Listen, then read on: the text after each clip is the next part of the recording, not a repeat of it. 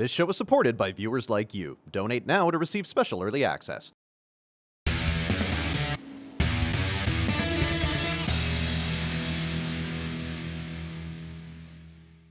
And so, all good things must come to an end. The final season of Star Trek Lower Decks is upon us. Yeah, I'm not any happier about the cancellation than you are, trust me. But I'm not here to complain. I'm here to celebrate. Celebrate 5 years of weird anomalies, death-defying adventures, and cleaning up unspeakable body fluids left on the holodeck. Ugh, people really use it for that? Oh yeah, it's mostly that. I mean, what's the point if you don't use it for that? This video's a long one, so I'm just gonna get right to the point. If you're watching this, I'm assuming you're already a fan. If you're not, then get ready for spoilers, because there's a lot of them. Also, concerning coverage of Season 5, I don't know what I'm gonna do yet, but I'll figure something out soon. Stay tuned. Full disclosure, I may repeat and expand on some points that I brought up in my original Lower Decks video. Link is in the description, check it out if you like.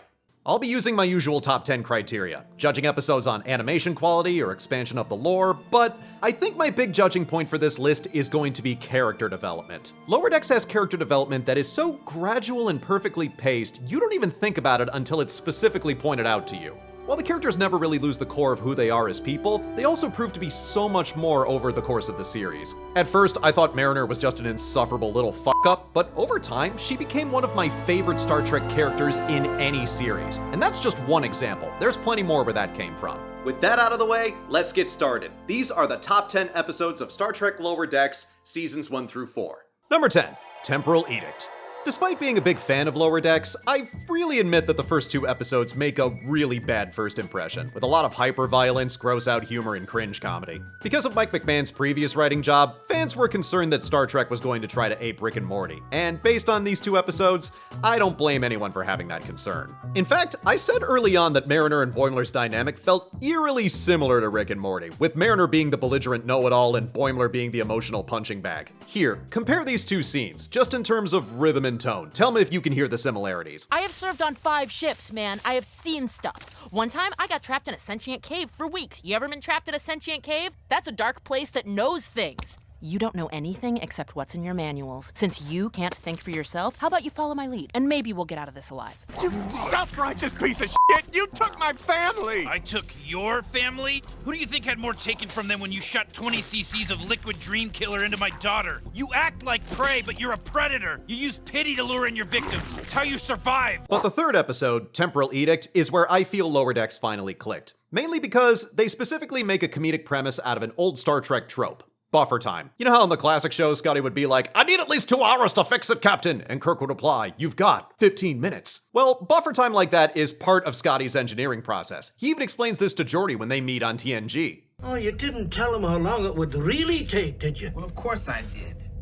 Oh, laddie, you've got a lot to learn if you want people to think of you as a miracle worker. Sounds reasonable, right? You over-budget time for a task, and if you get it done quickly, great. And if not, you have time to troubleshoot the issue and properly fix it. You never admit the actual amount of time it takes to finish a job. If you did, your days would be packed. Isn't that lying? No, it's creative estimating. Dendi, how long will it take to repair a biobed? Oh, that would take about 5 hours. Excuse me? That's great! Well, in a bid to run a tighter ship, Captain Freeman opts to remove buffer time completely and delegates only the bare minimum amount of time to get a certain task done. Within less than a week, everyone is overworked, stressed out, and can't deal with new problems or threats as they develop, which leaves them vulnerable to an invasion after a diplomatic exchange goes horribly wrong. Oh god, I'm gonna die! We live on a spaceship. Nobody is dying from a spear wound. This episode also gives us something we really needed by this point. Somebody finally calling Mariner on her bullshit. When the away team gets captured and have to fight the aliens champion, Mariner and Ransom squabble over which one of them gets to do it. And Ransom is just having none of her sass today. Permission to speak freely? You always speak freely. Nobody can stop you from speaking freely. All right. Thing is, this episode does remind us that in spite of all of her numerous flaws at this point, Mariner is still good in a fight. She's even got the scars to prove it. Check it out. Magus 3, Nanibia Prime, Scottsdale. That was a mess. Ransom agrees that she could do it, so he takes the choice away from her rather than let her risk her life. I'd rather die than let you put your life on the line. Let's do this! Whoa, that was actually kind of hot. Real quick, I want to talk about something that kind of starts here. The relationship between Mariner and Ransom. No, not that kind of relationship. They're kind of in love with each other's carnage, but that hasn't gone anywhere. Yet. I don't know, we got one more season, there's still time. I wanna dance in your blood! Okay, that was kind of hot.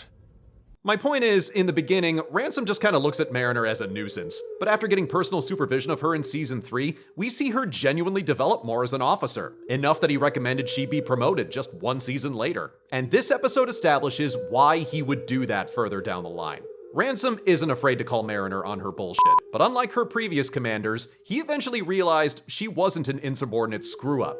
She was a natural leader, wasting her potential. In season 4, when Ransom says, I'm a good boss! I actually agreed with him. He manages to be the first person to get through to Mariner that she's sabotaging herself. I do not try to get demoted. What have you been doing all day? Okay, fine, that was just today. You always do! No, I don't. Shut up. Why would I do that? I don't know. But yeah, in my view, this episode is when Lower Decks became Lower Decks. The solid comedy and great character development really kicked off here. These writers know their trek, and the very end of the episode proves to us that they know who the real heroes are. Anyway, let's move on to somebody even more important. Perhaps the most important person in Starfleet history, Chief Miles O'Brien. You're goddamned right. Number 9, Terminal Provocations. The Cerritos has found itself in a standoff with Drukmani scavengers while trying to salvage some old Starfleet debris. Shax just wants to blow them up and be done with it, because of course he does, but Captain Freeman insists on diplomacy, which the Drukmani aren't exactly receptive to. Oh, we can talk this out! You! While that's going on, Rutherford is helping Tendi learn how to spacewalk on the holodeck, with help from a new digital assistant he just programmed. This is Badgie. Oh, look at his little arms! Yeah, I made him cute. Hi, can I teach you a lesson? Yes, can you show me how to perform an untethered cargo retrieval in open space? Sometimes it takes a second. And while that is going on, Mariner and Boimler come back from a concert to find their friend, Fletcher, was attacked while trying to replace an isolinear core for the shields. Who's shady as hell and knows this system as well as we do? Delta Shift. And when you know it, everything goes to shit at once. The Drukmani start passive-aggressively hurling debris at the Cerritos, which damages the shields, which they can't repair because of the missing core. And that also impacts the holodeck, which means Badgie goes on the fritz. And of course, everybody say it together, the safeties are off. I'm gonna rip your eyes out! That fact wasn't fun. Oh no, the holodeck is malfunctioning. Who could have foreseen this? Truly, something like this has never happened before in our lifetime. This was the 6th episode in the first season, and I find it interesting how the show almost immediately addressed the concerns I had with the first 2 episodes. Episode 3, they make it clear that Mariner isn't always right or the only one who can fix a problem. Episode 4, we get more insight into the relationship with her mom and what potentially made her the way she is. Oh my god, why do you have to second guess every choice I make? To help you, Beckett. What am I supposed to do? Right? Just have to be in charge. And now, in episode 6, the show makes something very clear to the audience. Yeah, the Cerritos crew are a bunch of kooky screw-ups. But there's a line, man. Comedy is all about characters making mistakes. Arguably, the one thing that's funnier than a character fucking up is them trying to undo that fuck up. But this is Starfleet. You fuck up or make mistakes, people die. At this point, we're still figuring out who Mariner is exactly. But this episode takes the time to show us who she isn't.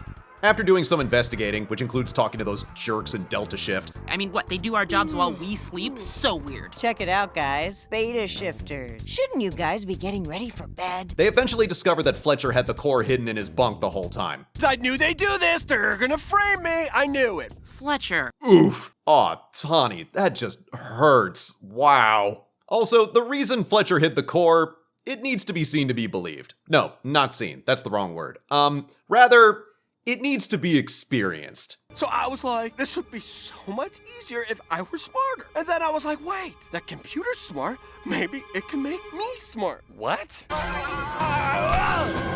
It broke and I peed my pants. So I hid down here and told you guys I had been attacked so you wouldn't feel let down. Yeah, I don't know what to do with it. I feel an episode like this was necessary to set the record straight about the Cerritos crew, and Mariner especially. She's a maverick, but she's not a moron. And she outright rejects Fletcher's attempts to compare anything he does to anything she does. Dude, what you're doing is so not Starfleet! You break rules all the time! Only dumb rules that shouldn't be there so I can do a better job. I would never put anyone in danger.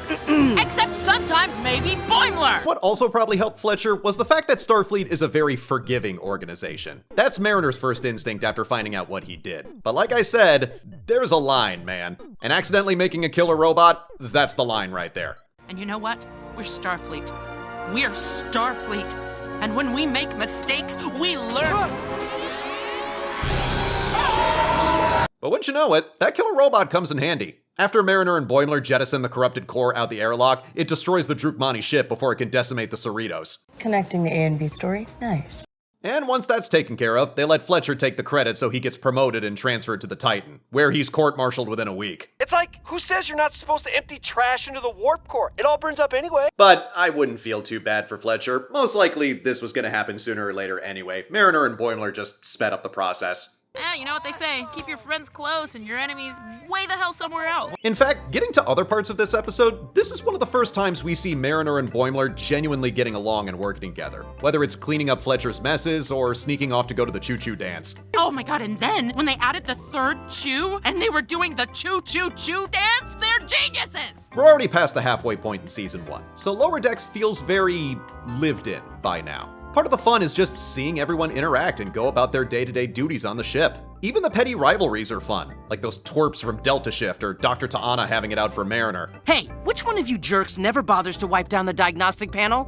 Look, we don't want to be here. I don't like us being awake at the same time. It feels wrong, okay? You want to goof around? Go work on Starbase 80. Damn, Starbase 80? And before I forget, let's talk about Tendi and Rutherford's plot with Badgie. Holodeck malfunction plots are so old they could vote. But Badgie is such a memorable villain that he manages to make the whole thing palatable. You can thank Jack McGregor's performance for that. He straddles a very difficult line between making Badgie funny, but also genuinely menacing. Here's a tip. I'm going to burn your hearts in a fire! Leave us alone, Badgie! No. After I gut you, I'm gonna slit your little green friend's throat and take a bath in her blood. I'm gonna wear your skin!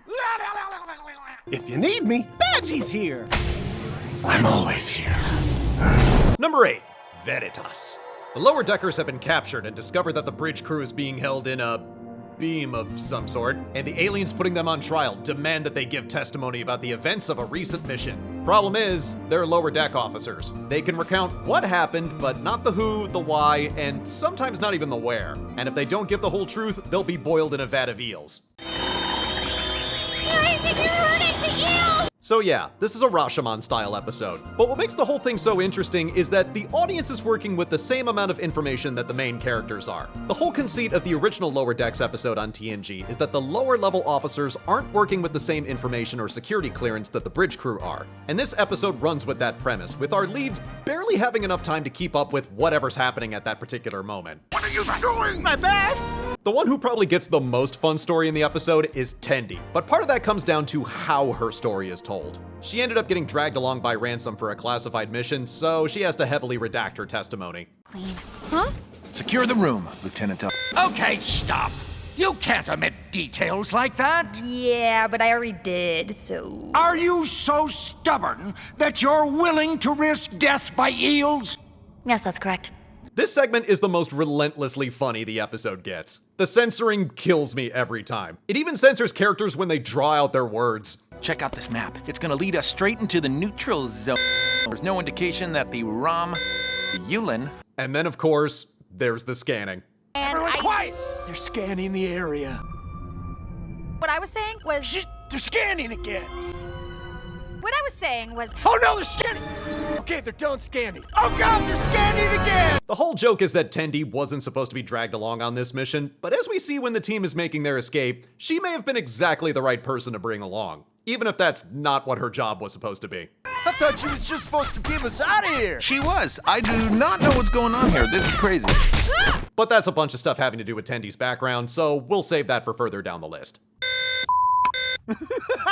You're f***ing crazy! Eventually, it's revealed what the whole trial is about. It's not a trial, it's a party. The judge was an alien diplomat being held captive by the Romulans that the Cerritos crew managed to rescue in secret. Can't say no to a party. Oh, great. Guess I'll have to shave my...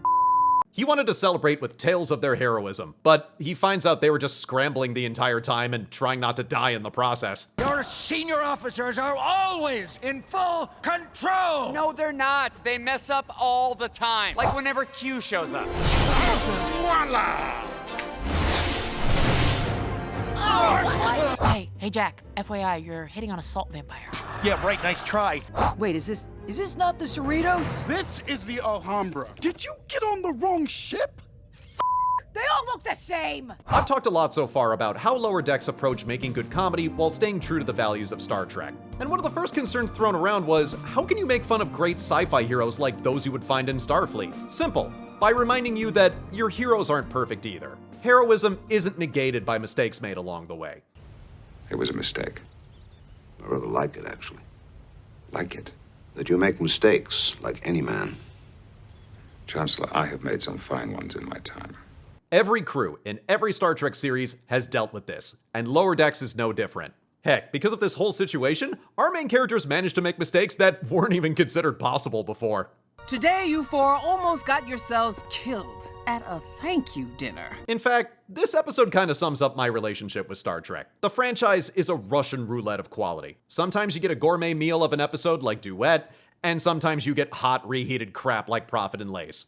But that's just all part of the experience. Of course we don't always know what's going on. Did Picard know about the Borg? Did Kirk know about that giant Spock on Phylos? Did Dr. Crusher know about that ghost in the lamp thing from the Scottish planet that she hooked up with that one time? That whole thing. Number 7, no small parts.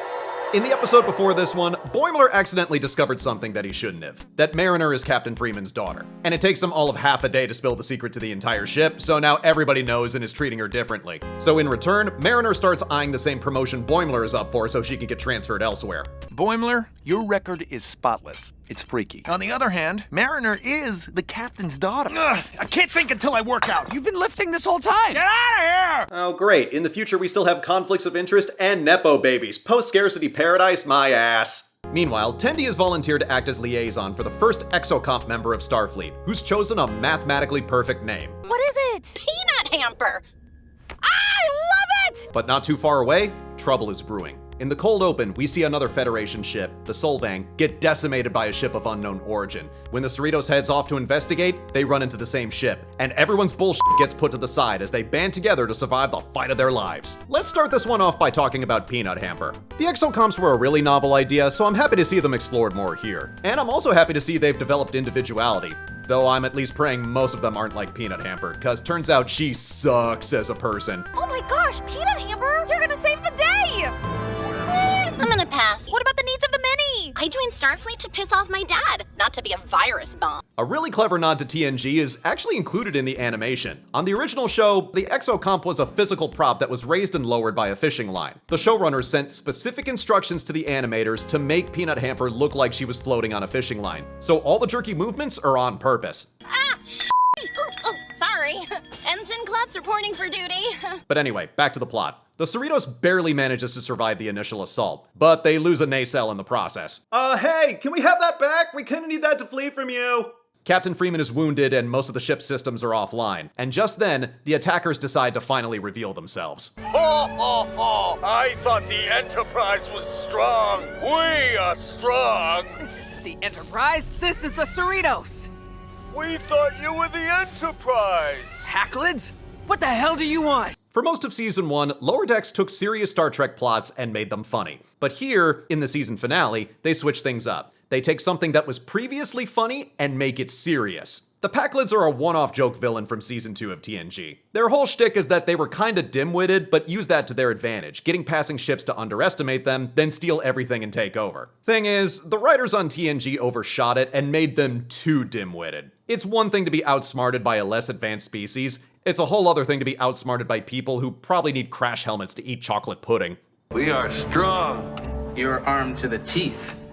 Teeth are for chewing. But the Packlids using that to their advantage seems to have paid off in the long term. They've used their time in the shadows to cobble together a ship made up of tech from a dozen different species, and they plan to carve up the Cerritos and do the same. It looks like the Cerritos might be totally screwed, but they get rescued by some familiar faces. It's the Titans! Red alert! A Paklin party and I wasn't invited? It's about time you showed up, Will. Riker and Troy being introduced is the moment that Lower Decks finally opens itself up to the bigger Star Trek universe as a whole. Not just to more story possibilities, but it lets us check in with these characters and see how they're doing after almost 2 decades out of the spotlight. I mean, look at Riker. He's captain of the Titan, he gets to sit next to his beautiful wife on the bridge, and he has a snappy catchphrase when the ship goes to warp. Give me warp in the factor of 5, 6, 7, 8. Dude's living his best life. You love to see it. But let's not forget about the Paklids, because forgetting about past mistakes is what got us in this situation in the first place. At the beginning of the episode, the Cerritos makes a stop at Beta 3, the same planet from Return of the Archons. Turns out after a century on their own, the locals have started worshipping Landru, the evil supercomputer, all over again. Consume the intruders! Obey Landru! Hey, don't make me paradox you into destroying yourself. Landru apologizes! That incident, plus the Paklid attack, gives Captain Freeman plenty of food for thought. Yeah, well, that's Starfleet, good at observing and bad at maintaining. You know, we can't just assume people are gonna keep doing the right thing a generation down the road. Around the time this episode was produced, the United States was starting to see a major rise in fascism and the alt-right, something Mike McMahon wanted to directly comment on through the Paklids. Everyone regarded these people as a joke, but that just gave them space to build up resources when nobody was looking. When he was developing Star Trek, Gene Roddenberry was very insistent that there be no conflict amongst members of Starfleet or the Federation, because he wanted to portray the future as a utopia where everybody got along and worked together. The writers of various series got around this by having characters outside the Federation challenge that notion, saying, yes, humanity has come a long way, but you can still grow, you can still improve, you can still be better. Lower Decks approaches that same idea in its own unique way. It reminds us that being better means caring, maintaining, not falling back into bad habits or harmful ideologies. Being better takes constant vigilance, but it's worth it in the long run. Number 6, Second Contact. The Cerritos is in orbit around the Lapirian system, preparing to assist with a first contact mission overseen by the captain of the Archimedes, Sonia Gomez. And there are hints that if the mission goes well, Captain Freeman herself might be in line for a promotion to a higher class ship, something Mariner and the rest of the bridge crew aren't happy to find out about. Oh, that's such fucking bullshit! But just as things are getting underway, a random solar flare causes a nearby planetoid to explode, knocking the Archimedes' power out and sending it careening towards the Lapirian homeworld. If it crashes into the planet, the damage would be apocalyptic. The Cerritos has 20 hours to save them, but radiated debris from the explosion would knock their power out too. Can't we just warp past the debris? That doesn't make sense! That was merely a suggestion. So Rutherford offers a different solution. Remove the magnetic shielding on the outer hull, cut the power, then fly the ship through the debris field manually. Only problem is, it'll take every single member of the crew working around the clock to remove every individual panel. Are you saying it can't be done? No, I'm saying we have to hurry! I've been talking a lot about how the Cerritos manages to still prove its mettle in spite of being a low-level ship full of screw-ups. And this episode is one of their most shining moments. They managed to balance the tone so well that this feels less like an animated sitcom and more like a regular Star Trek episode that just happens to be peppered with jokes. And making Sonia Gomez the one to save was a really smart idea. While Lower Decks has managed to get some big names in Trek, I like that the legacy characters they bring in tend to be fan favorites. And even just from the brief moments we get, we see why Sonia Gomez's positivity and compassion would make her such a great captain. I'm okay. Please don't. It's fine. Don't worry about it. I've done way worse in front of much more intimidating captains. The crew manages to remove every panel except one, and detaching it will require a detour through cetacean ops. Oh boy, this is some really nerdy shit right here. You guys are gonna love this. Back in the day, when they were putting together the series Bible for TNG, an idea that was floated around, excuse the phrase, was cetacean ops, a special section of the ship full of enlisted sea mammals who help with navigation, because they're used to floating around in three-dimensional space. Needless to say, they didn't have the budget to actually build any of that. But fortunately, an environment like this is much easier to render in animation. So Lower Decks gives us our first proper look at cetacean ops and the sea mammal officers who keep it running, Kimalu and Matt. I would love to, but there's no time. I just find it funny that the universal translator speaks fluent beluga whale. Then again, you only need to know 2 phrases if you want to speak beluga whale. Can I eat it or can I fuck it? Sometimes both. But concerning just the leads, this episode shows not only how much everyone has grown over the course of the season, but how much further they still have to go, how much potential they've yet to tap into. Tendi spends the whole episode thinking Dr. Ta'ana is gonna fire her, but turns out Ta'ana recognized her skill and is recommending she take the bridge officer exam. Wait, like, to work on the bridge? Like Jadzia Dax? Who the is that? I don't know who that is. No, like Spock. Boimler manages to prove he can save the day under pressure, and we see him slowly getting more confident after this point. He wouldn't get the nickname until next season, but Bold Boimler was arguably born here. While Rutherford's solution was brilliant, that's not really his arc in this episode. After the Packlet attack in the last finale, he lost a year's worth of memories, meaning he and Tendi had to start their friendship over from scratch. To compensate, he started saving his memories in triplicate, but the memory on his implant is maxed out, so he has to delete some of them to make space. But what if I forget her again? Son, if you can't keep making new memories, doesn't matter. He finally bites the bullet and does it, and unintentionally sets up his arc for the next season. But we'll get to that. Ha! I can see again! But I think I remember something I wasn't supposed to? And, last but not least, Mariner finally reaches an understanding with her mom. Mom, I was being a jerk. I'm sorry. I don't know why I turn everything into a fight. I think it's because one time after the academy I was in this— No time for emotional bids, Ensign. Also, I was being a jerk too, and I love you. Aww. Though, speaking of Captain Freeman, as much as I like this episode, the ending is a big reason why it ultimately didn't make the top 5. At the very end, Captain Freeman is falsely accused of blowing up the Packlet homeworld, ending things on a cliffhanger. But nope, just kidding. It was a false flag operation so Starfleet could root out the real culprit off screen. So we have a downer ending for this episode and an unsatisfying resolution in the next one. Kinda like this entry. Let's move on. Number 5, The Stars at Night. It's the end of season 3, and things aren't going well for the Cerritos. After the Packlet attack, Captain Freeman has been trying to implement a new protocol, Project Swingby, where the Federation checks in on various planets to make sure their development hasn't regressed. But a bunch of things go wrong at once. The news reporter sent to cover the story instead turns it into an expose about how incompetent the Cerritos crew is. Freeman's first instinct is to blame Mariner and kick her off the ship, but turns out she had nothing to do with it, so Freeman just banished her own daughter for no good reason. And while checking in on the breakup, they discover they've been wiped out by the Breen. The crew almost gets annihilated until they're saved by Admiral Buenamigo, Freeman's direct superior, and his new AI-powered Texas-class ships. Afterwards, he proposes that the California-class be decommissioned completely and replaced with his new drones. So Captain Freeman suggests they prove themselves in a second contact race. What even is that? I made it up on the spot. The Cerritos and the flagship of the Texas class, the Alito, will go head-to-head, providing supplies and establishing outposts on known planets and see who comes out on top. Because it's not just their honor that's on the line, but their very existence. It was only a matter of time before Star Trek tackled AI. Or rather, AI as we understand it right now in the present. As somebody with an arts education and background, it's kind of difficult for me to talk about AI objectively. At the end of the day, there's no nice way to say, hey, everything you do is a blight on everything I do and I straight up wish it didn't fucking exist! You know, there's no nice way to say that. It kind of makes things awkward at parties.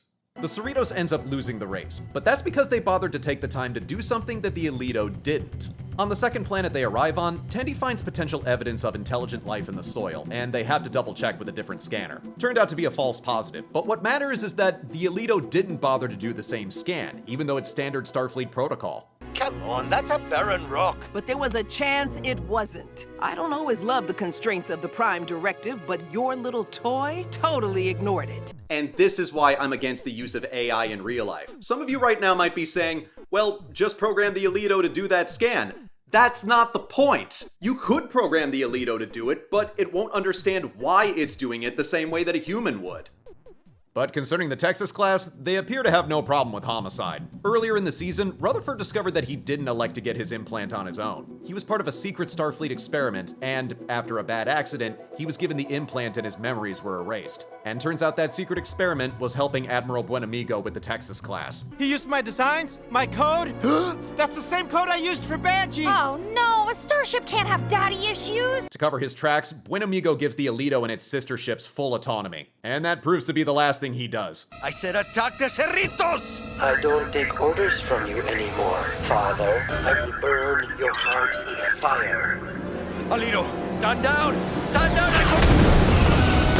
While all of this has been going on, Mariner has been adventuring across the galaxy. She quickly resigned from Starfleet after her mother banished her, and has taken up a new job where she basically gets to be Lara Croft. I mean, yeah, if I was offered the job of being Lara Croft, I'd take it too, though I don't think I can fill out the position in the same way, if you know what I mean. But when she finds out what's happening to the Cerritos, she opts to bring in the cavalry. It's quickly made clear that one California-class ship doesn't stand a chance against the Alito. So Mariner brings in every single California-class ship, pummeling the Alito from every direction, giving it death by 1,000 cuts. What Captain Freeman has wanted from the very beginning is for her ship and her crew to be respected. But what she didn't realize is that they already were respected, at least where it mattered.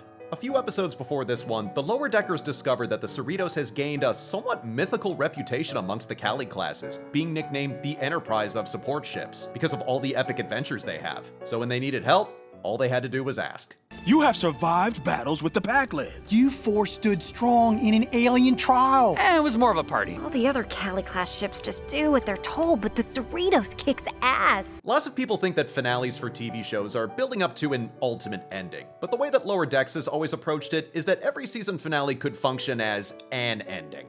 Obviously, the show didn't end here, but I think if it had, this would have been a good note to go out on. The Cerritos may be a bunch of goofballs, but I'll take them over fucking AI any day of the week.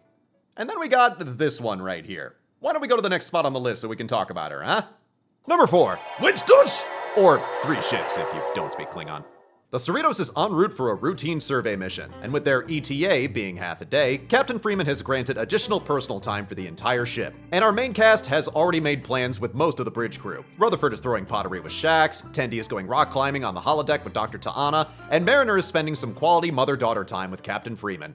I think it was the chef in the biolab with the sniper rifle that can shoot through walls. You always pick the chef. Yeah, because we have replicators. Why is there a chef? That's just shady. And since it looks like nothing really interesting is happening on the ship, we then cut to 2 completely different ships. The Chita, a Klingon bird of prey, and the Cheval, a Vulcan science vessel. On the former, we meet Ma'a, a young officer who wants to impress his captain after the first officer has been demoted from existing. And on the latter, we meet T'Lyn, a Vulcan officer who's gaining a reputation for her passionate demeanor, relatively speaking. Something about this feels off. Feels off? I must inform the captain. She has lost all control. I'm a sucker for breaks in the format, and this is probably the best one Lower Decks has done. But ironically, it does so by leaning even further into its premise, showing us Lower Deck crews from across the galaxy. And despite circumstances being different, each crew has more in common than you might think.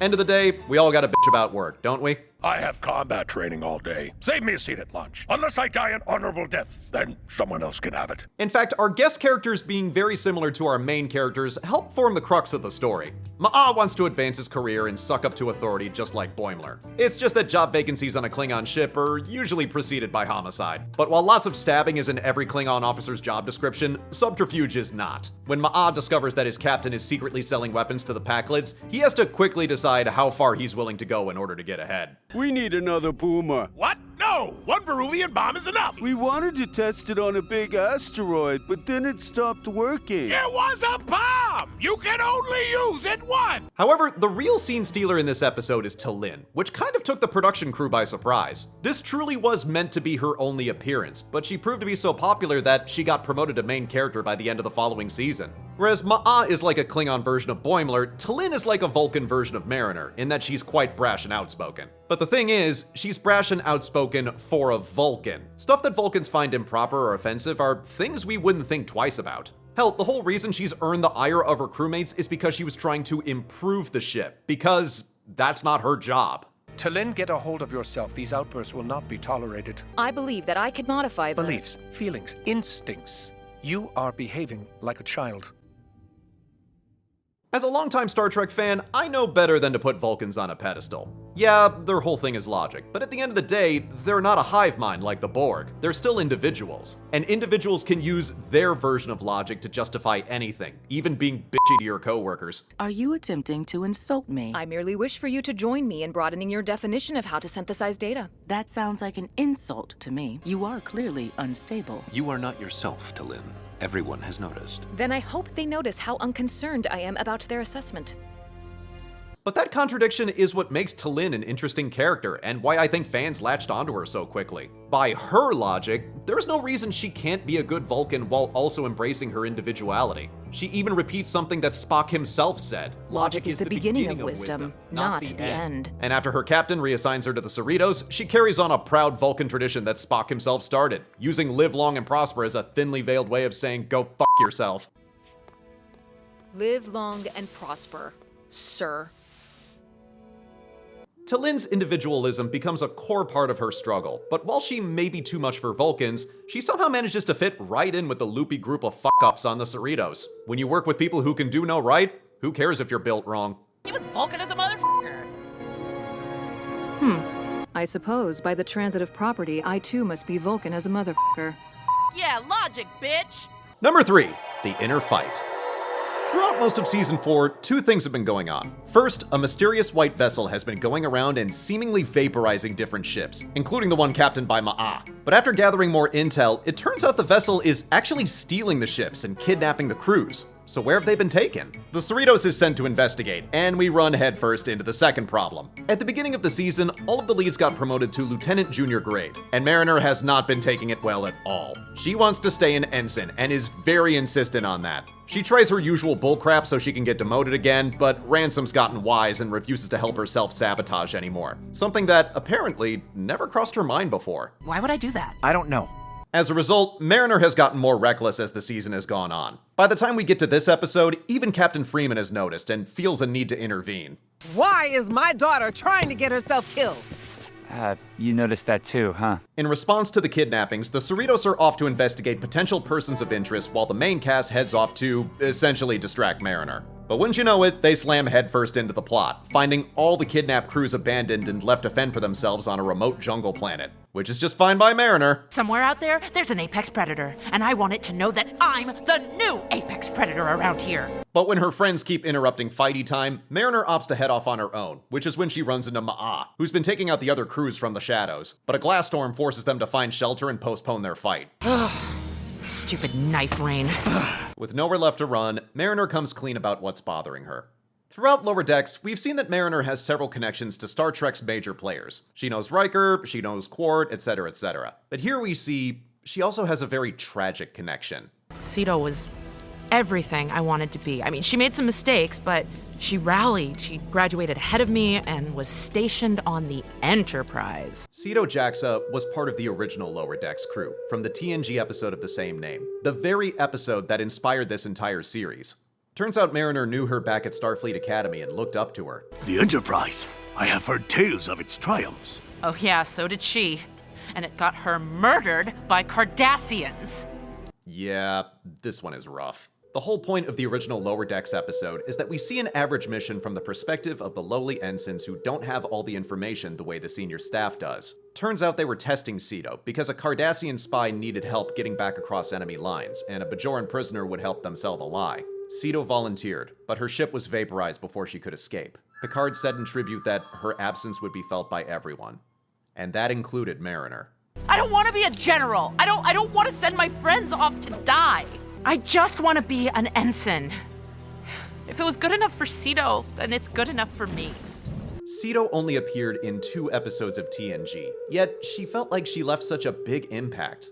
Even with that brief amount of screen time, she felt like someone you'd know, like a friend we all could have had in real life. And I know well enough that Sito would not have wanted this for Mariner. She wouldn't want her friend to sabotage her life and her career and her memory. And Ma'a says just as much. Sito was a warrior. You do not honor her. You didn't know her! You want to solve puzzles and mysteries? Your friend gave her life to protect that.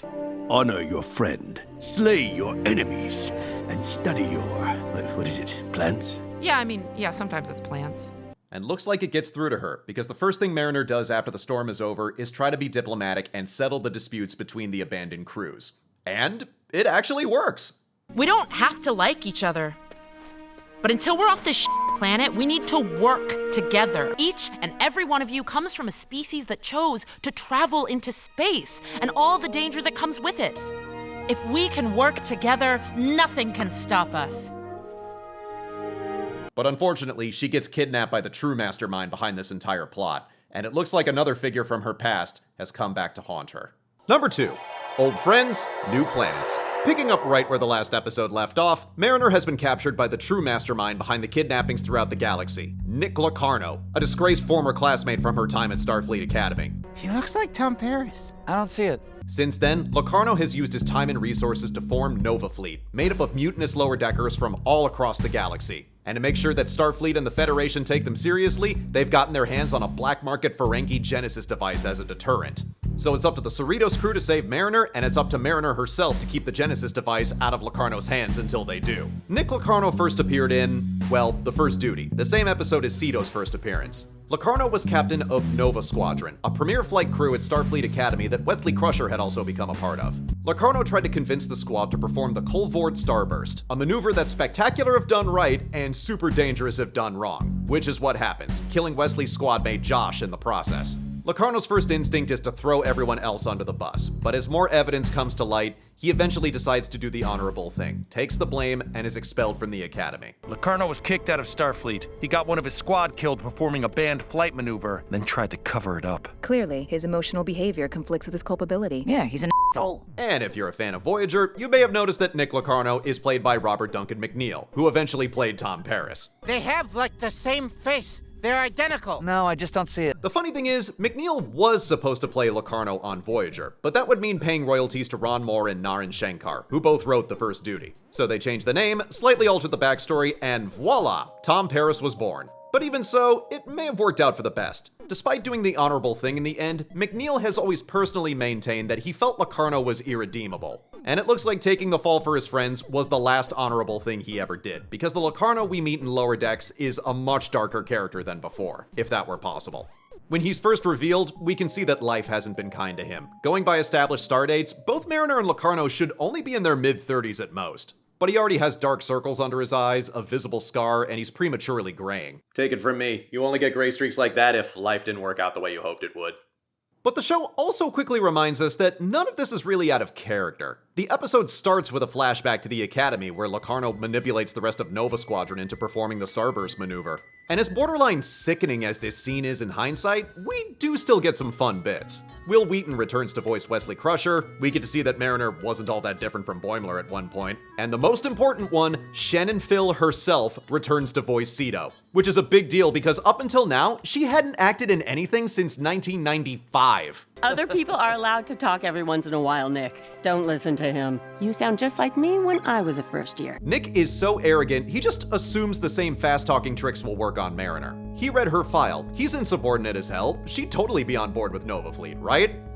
Well, by the time he's realized his mistake, he's already handed Mariner a hot mic going out to the rest of the damn quadrant. This guy sucks! What? He's an idiot and his plan is stupid. He's gonna get you all killed because he only cares about himself.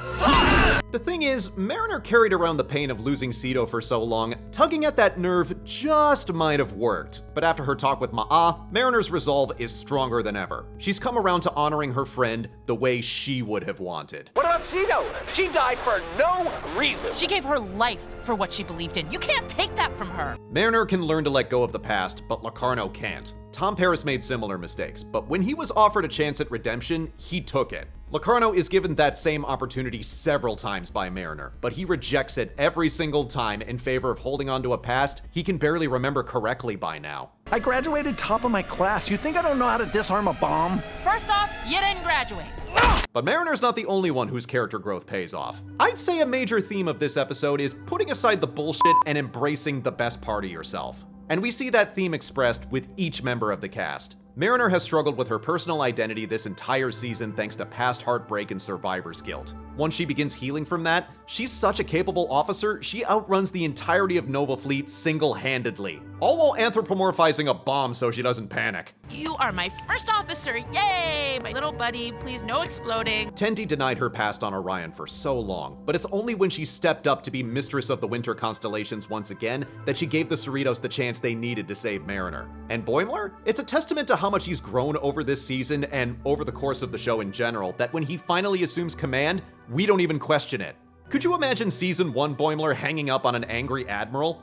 Fuck no. But he's doing it now, though we do get a gentle reminder that he's still Boimler. Really good captain voice. Thank you. T'Lyn felt she wasn't a true Vulcan after effectively being banished from the Cheval, but she's grown fond enough of the Cerritos crew that when she's offered an invitation to return, she declines it. I prefer to focus my time on becoming your science bestie. Ah! Don't you say that if you don't mean it! Why would I say anything I do not mean? Heck, you could argue there's a payoff for the entire Cerritos crew. Just one season ago, they all baselessly blamed Mariner for making them look bad and kicked her off the ship. But in less than a minute, they redeemed themselves by unanimously agreeing to defy orders and go save her. The only response in this situation is Cerritos strong. All departments checking in. Everyone wants to help. And before I wrap this entry up, let me take a quick second to compliment the animation, because Mariner's race against Nova Fleet feels like a tour through classic Star Trek visual effects. And considering how often Star Trek goes back to the well with Wrath of Khan, I kind of respect Lower Decks for going whole hog and just recreating the finale from Wrath of Khan. Come to think of it, a one-off villain from the hero's past returns and is hell-bent on vengeance. Hey, wait a minute! And before we get to number 1, some honorable mentions. Crisis Point, Parts 1 and 2. Episode-long tributes to the Star Trek movies. How can I say no? All the tropes and cliches are here. We've got lens flare, fights to the death, crashing the ship. I even love this quick visual gag of Mariner stepping over the black bar that's there for the widescreen. While I recommend both episodes, I think the second one is better. It doesn't have the grimdark aspect of Mariner annihilating everyone on the ship that the first one did, so it's much more palatable. And even better, it has Sulu appearing in a very touching cameo. Which means we get to hear George Takei say this. Would you like to feed the horsey? Hear All, Trust Nothing, aka the DS9 episode. The Cerritos docking at Deep Space Nine? Sign me up. Famous locales like the Promenade and Quark's Bar are lovingly recreated by the animators, and it's a delight to see the return of Kira and Quark. What is wrong with you? I have principles! No, you don't! Armin Shimmerman even busted out his old prop teeth while recording his lines. According to him, it just doesn't sound like Quark without them. I love my fans. For a small price, plus bar tax and processing fees. Tuvix, aka the Voyager episode. Voyager was never really my jam, but if you are a Voyager fan, I think you're gonna like this one. Because even if you are a fan, you have to admit that Voyager could get buck wild at times. The ship was damaged by cheese? It's Voyager. Got freaky. And finally, those old scientists. Yeah, technically this episode is from a whole different show, but I think it counts. Dude, this is nothing compared to, that Pike thing we aren't supposed to talk about. Jack Quaid and Tawny Newsome took the time to replicate all of their characters' mannerisms in live action, and it shows. And the whole episode is worth it just to see Boimler do this. Riker. Ha! And my number 1 pick for Star Trek Lower Decks is... Ix Scretus.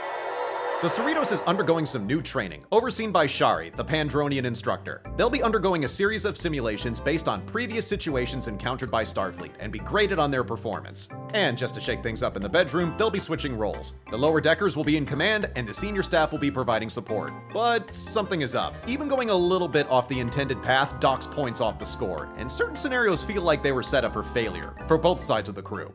Jeez, what's gotten into you? It's something I'm remembering from the drills. The one where you couldn't even get on a horse? I'm just saying, 2.5 years of lessons and that's what you had to show for it? Turns out, that was the point. Previous crews passed the test without issue, so Shari rigged everything to give the impression her job was still needed. When she submits everyone's scores, the Cerritos will be decommissioned and everyone will be reassigned. So both command and the lower decks have to figure out how to stop her. And those horses? I would never get trampled by a horse. Oh, actually, no, the horses weren't rigged. I ran out of time. That one's on you. Horses love me, shut up! When making this list, I thought to myself, what's the one episode I would show to others to get them into this show? Which episode best represents not just Lower Decks, but Star Trek as a whole? And after having a good long think about it, this is what I landed on, because this episode feels like one big Trek party. It's fun to see Mariner take on the Mirror Universe in all their horny, duplicitous glory. It's fun to see Rutherford fumble the heroic sacrifice in Wrath of Khan. It's fun to see Tendi get hit hard in the face by Klingon medical ethics. You refuse to honor my culture? Oh, no, sir, I want to kill Just you. give me the knife! And it's fun to see the Cerritos crew mess up something as simple as leaving space dock. Dang, that's gotta be a record. Actually, it is. But the real clutch hitter in this episode is Boimler. He gets saddled with the hardest scenario, surviving the Borg. But against all odds, he gets a passing score. But that's not enough for him. He runs the scenario over and over again, determined to get 100%. 94%. Again. Your score is already in the top 10%. Again!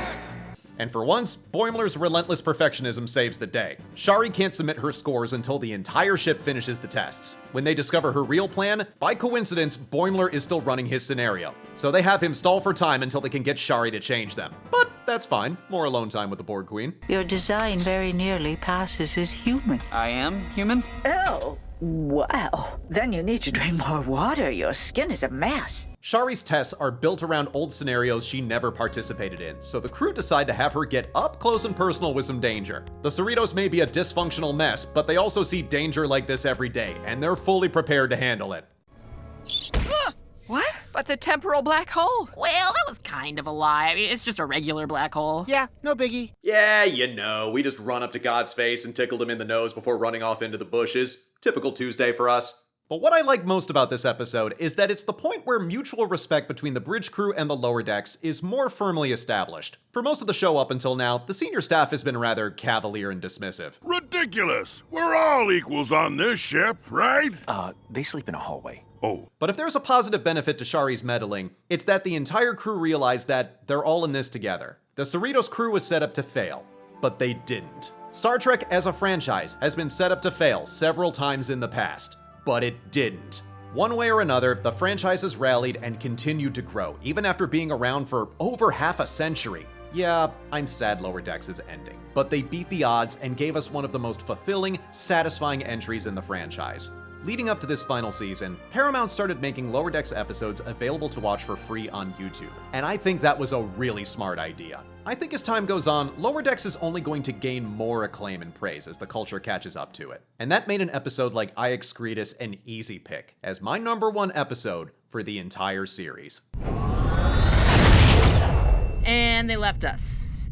How much oxygen do we have? A lot? A little? Ballpark? Whew, that was a long one. Thanks for sticking to the end, guys. I really appreciate it. I have a lot to say about Star Trek, go figure.